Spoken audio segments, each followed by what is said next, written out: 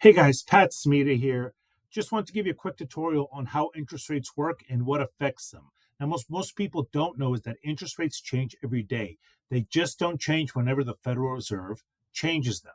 So we have two big factors that affect interest rates. One is the mortgage-backed security. The other one is the 10-year bond yield. Now, the mortgage-backed security here for February the 20th, Thursday, as you can see, it's kind of range bound, and there's always key levels that these things are always trying to break through. And they'll all be affected by whatever their federal announcements from the government are, whether it's any kind of economic news or anything like that. And here, what you see is several key levels that the interest rate is trying to break through. Now, essentially, if they break through these levels and they go higher, interest rates will go lower. If, however, if the value of the mortgage-backed security goes lower, interest rates will go higher.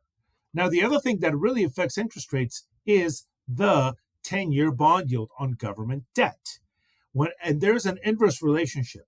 If the bond yields go lower, interest rates go higher.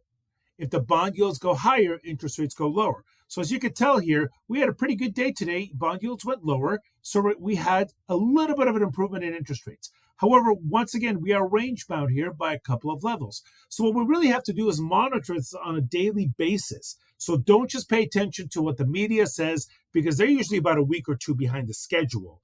And at the same time, you really need to talk to professionals such as myself so you really understand what's going on in the marketplace. Hope this helped, and we look forward to speaking with you.